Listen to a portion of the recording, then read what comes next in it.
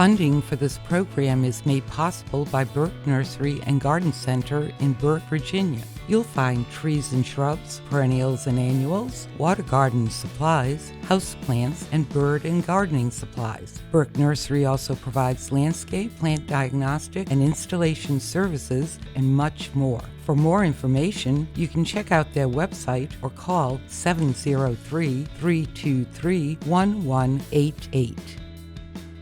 Welcome to Gardening with Burke Nursery, the show where we help you grow your garden, increase the curb appeal of your yard, and share information on all plants. I'm your host, Misty Kuceris, the horticulturalist at Burke Nursery and Garden Center.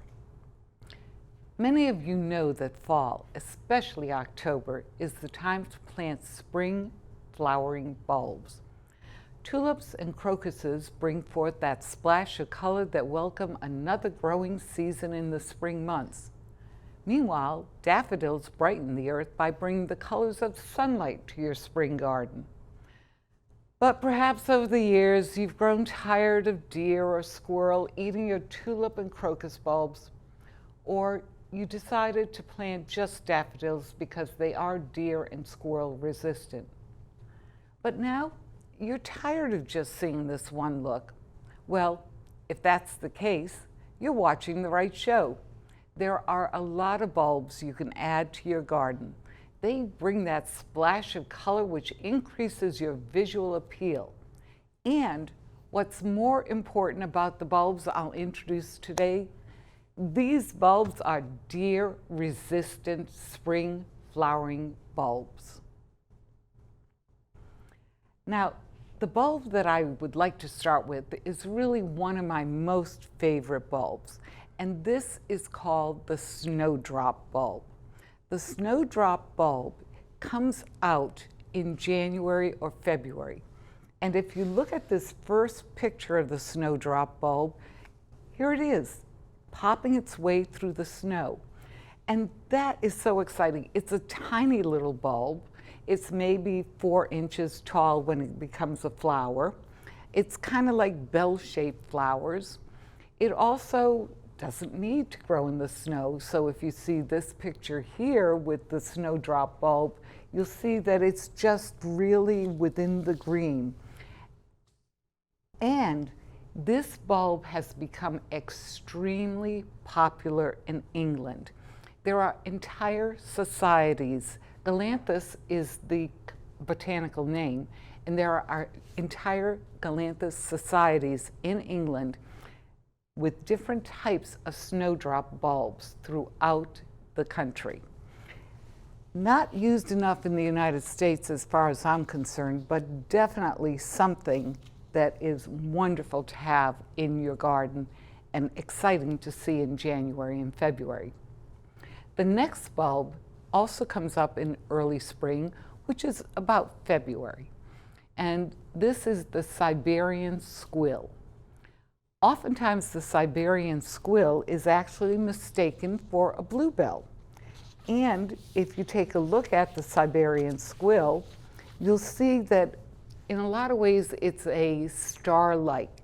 I don't have a picture of it when it's actually down, pointing down, but when it points down, it does look like a bluebell. The other thing is that its leaves are almost like very thin tulip leaves, or if you know what a liriope is, then it's the thin leaves of a liriope. And sometimes when it first comes up, people think that, my gosh, my liriope, I thought it was an evergreen. I didn't think it died back, but it seems like I've got one coming up. No. It's your squill. The only drawback with a squill, it loves to propagate. What does that mean? All right, so I have one part of my yard where I planted it. It's beautiful under my azalea shrubs.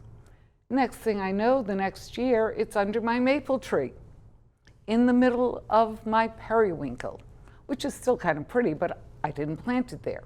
Another time, it's in another part of the yard. So that is something to be aware of.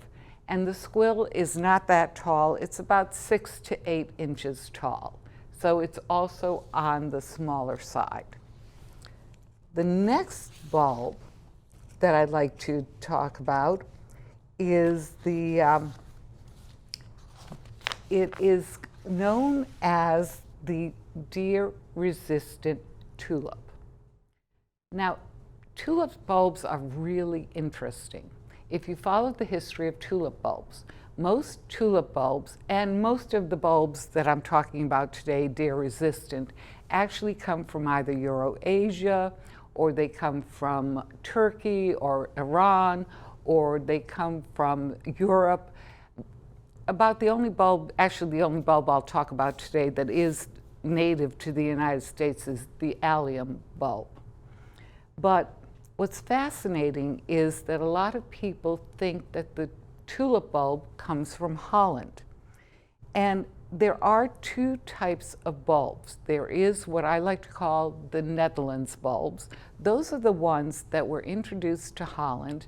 Those are the ones, if you take a look at the bulb, they're your large bulb, your large tulip bulb. And they're the ones that were cultivated.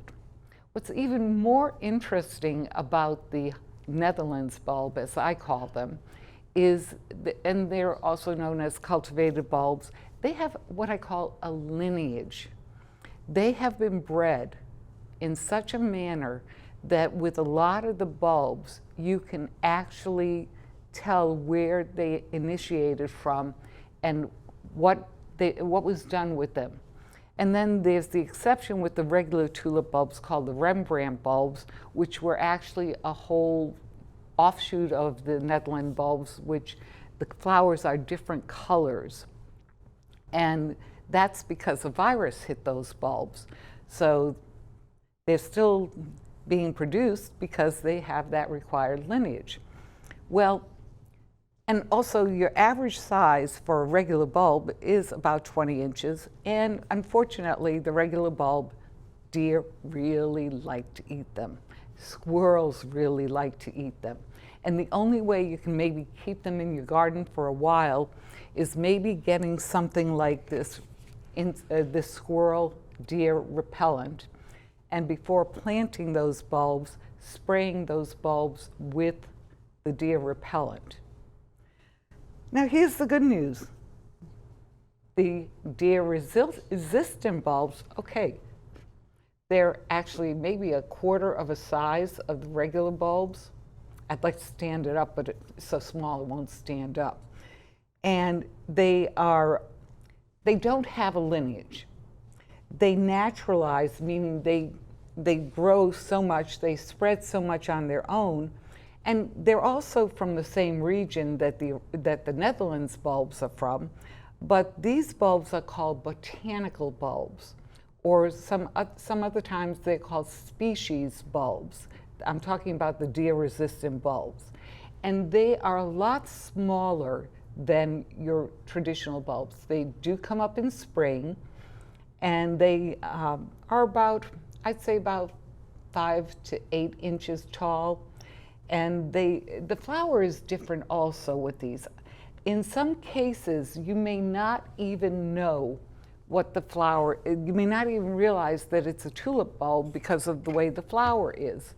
The flower, when it comes out, it just splays more. And I have a picture of one of this one is a Persian pearl tulip, one of the botanical tulips, beautiful. You can't see it from the picture. The exterior is pink, but when it opens up, the interior is 3 or 4 different colors. So you have white usually on the inside, then you have like a little orange, little yellow, and then you have the pink to orange kind of look with this bulb. So if you want a tulip bulb where you don't have to worry about spraying it with any type of squirrel or deer repellent, and there's the other thing that's very important about bulbs. Most of your Netherlands bulbs, as I prefer to call the cultivated bulbs, they really, in Northern Virginia, you might as well consider them an annual. We don't really get a cold enough winter to get the kind of deep freeze that regular bulbs need so that they come back year after year. You're actually lucky if you get them for 2 or 3 years. And that's true in a lot of locations, unless you live in an area that is similar to the Netherlands where you get that cold winter for the bulbs. You're really looking at the regular bulbs as an annual. But the deer-resistant bulbs, they naturalize. They grow all over the place. Plant a few of those, and then they'll come back and they'll reward you year after year after year. Definitely something that I recommend for your garden. Now, the next flower that I'd like to talk about actually looks like a daisy when you look at the picture. It has the daisy leaves, it has the interior, it has actually also many colors. The picture that you see in front of you is blue, but there are pink windflowers, there are there are pink with some yellow windflowers, there are white windflowers, and they get about 4 to 6 inches.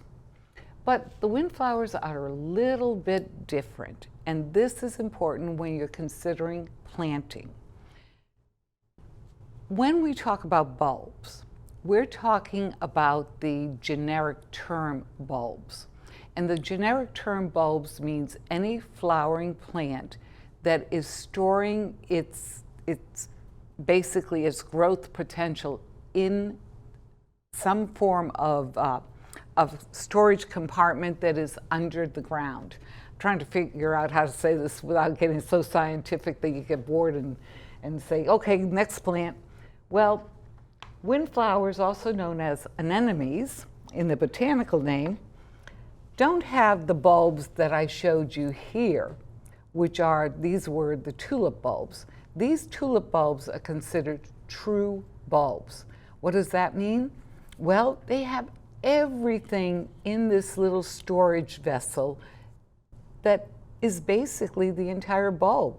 I mean, they have the root system. Let's see, where's my little pointer? Here we go. They have the root system. They have the petals in here. Up here, they have the stem, so that when it starts growing, that can go into the flowers. Well, it's a little bit different with the windflower. And the windflower isn't the only one that it's a little different. Crocus also are like windflowers. They are grown from what we call corms. And corm, by the way, there's a reason that these are in water. When you want to plant your windflowers, and it also helps with crocus, and the good news is it will tell you on the label instructions with the plant instructions, pre-soak before planting 2 to 3 hours in water. That does what we call pre-germination.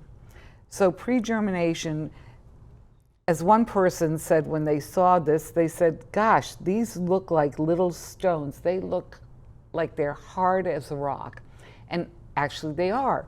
So by soaking them for 2 to 3 hours before you plant it, it softens them.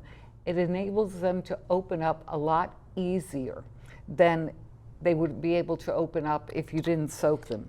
The other thing is that unlike bulbs, corms are basically the swollen part of a stem. It's not the entire flower. So when you go to take a look at the corm, it's where's the roots? Where's the area that I plant? You really kind of don't know. But what you try to do, if you can see, is you try to find the little point. And if you find the little point, then that little point goes up. This one, I found the point.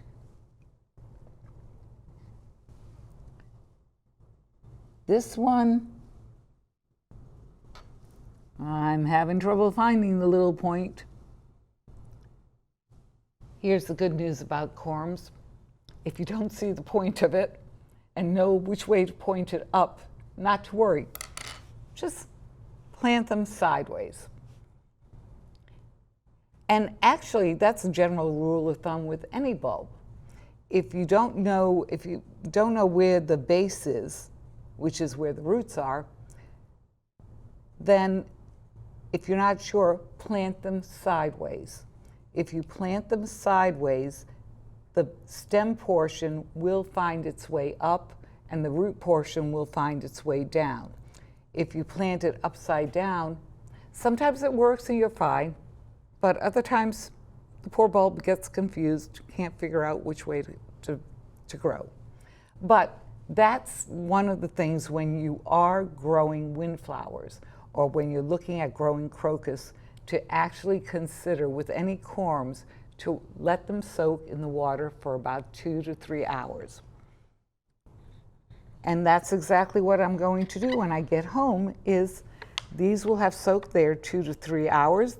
These corms will be happy, and I'll be out there planting my windflowers. So the next one that I want to talk about is also not a true bulb. We'll move these 2 true bulbs out of the way. And the next one that I want to talk about is the bearded iris. There are a lot of different irises. There's irises that actually come up in the spring, and then there's irises that actually come up later in the season. So your Siberian irises tend to come up a little earlier. Your bearded irises tend to come up in the summer. Oh, and the one thing that I forgot to mention, all the other bulbs that I talked about, they can be planted in either sun to partial shade. And your windflowers actually prefer a little more shade. As I told you, the squill, that'll grow anywhere, whether it's growing in the shade or the sun. Your bearded iris has to have full sun. And what is full sun? Full sun is 6 hours or more of afternoon daylight sun.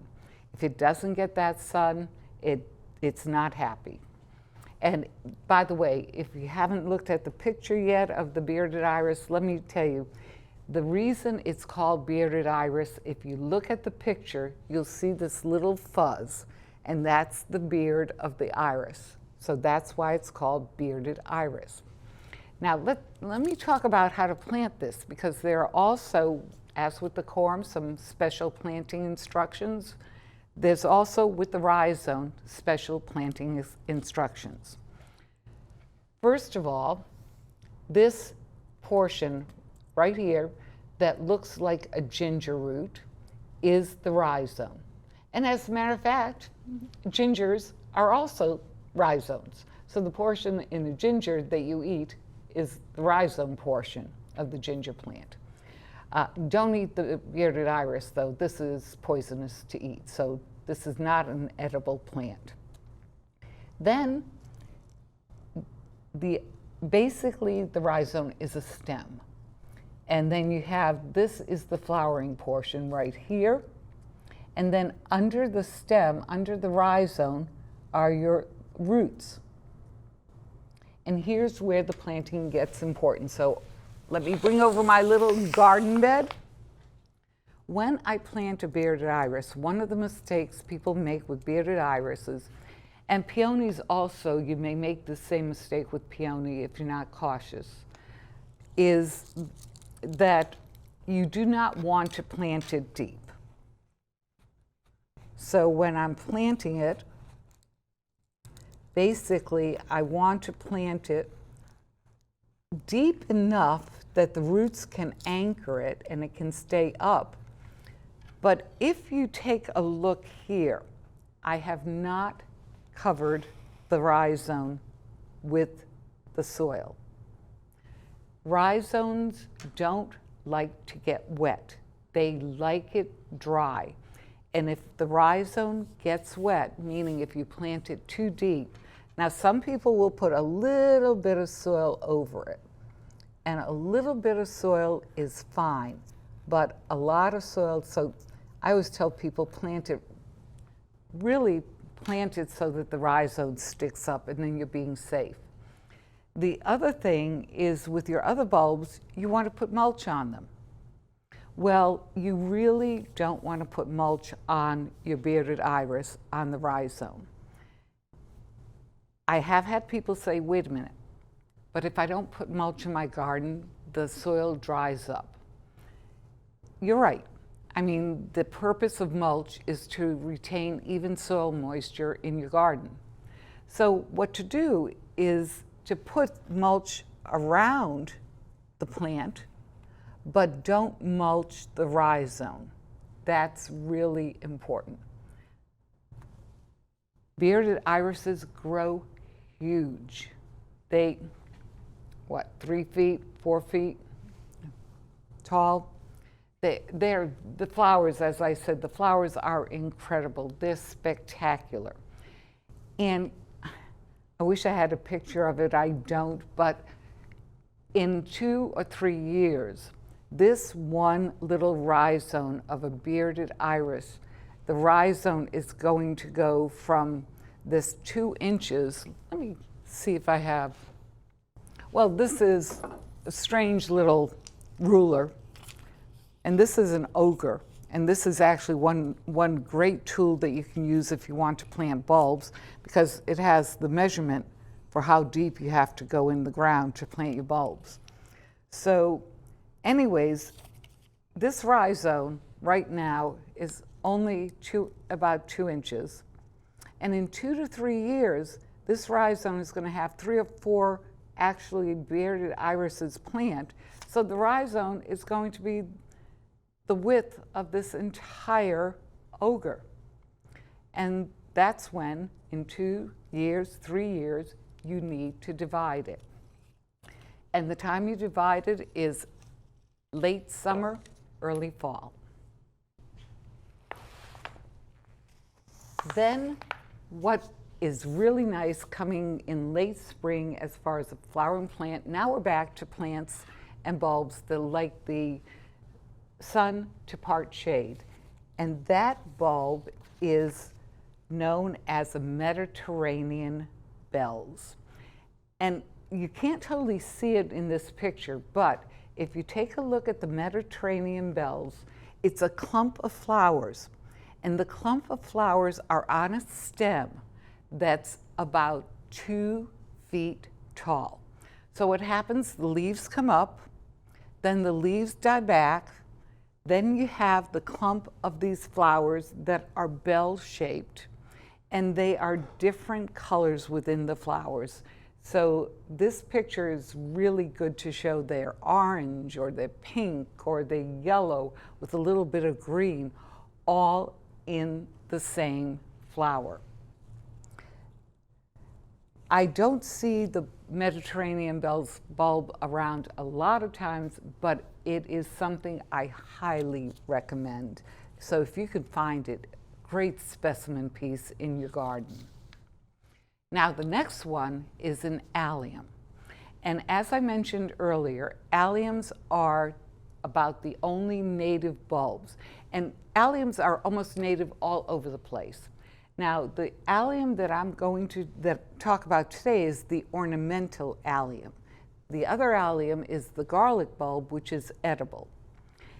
Alliums generally may be edible, but be very, very, very careful, because you need to know what parts, you need to know how to cook them, and if you don't, then you might as well consider they're poisonous. They remind me, I think it's called the puffer fish, that if you don't cook it right, you're going to die if it's not cooked right. So you may read about alliums being edible, but please, I highly recommend don't try them. Stick with the garlic, stick with the onions. Those are really healthy alliums. So this allium, the first picture I have is the allium on the stalk. This stalk is similar to the Mediterranean bell stalk. And the allium can get 4 feet tall. Some are just only 12 inches, but some are 4 feet tall. And some have, if you look at the next picture, you'll see this incredible ball. It almost looks like a ball of fur. And some of these alliums are so large they're literally 4 inches wide in the flowers. And they do well in sun to part shade. And then finally, the last plant that I want to talk about is the plant that is called the red tiger lily. Or I'm sorry, I keep wanting to call it red tiger, but it's red spider. And if you look at the plant, they look like spiders. That's why it's called red spider.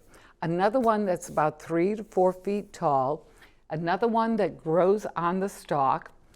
And this is considered, even though it's not native to the United States, it's considered an heirloom plant in Louisiana and in Florida.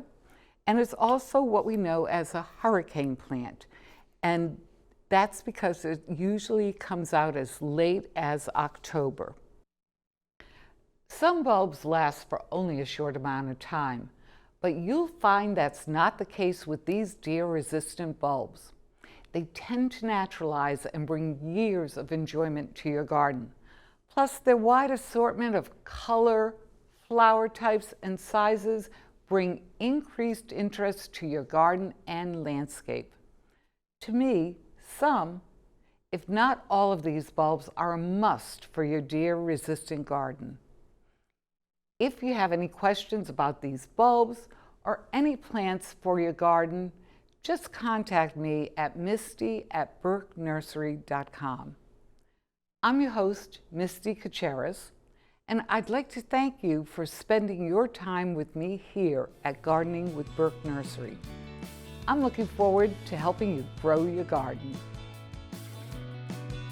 Funding for this program is made possible by Burke Nursery and Garden Center in Burke, Virginia. You'll find trees and shrubs, perennials and annuals, water garden supplies, houseplants, and bird and gardening supplies. Burke Nursery also provides landscape, plant diagnostic, and installation services, and much more. For more information, you can check out their website or call 703-323-1188.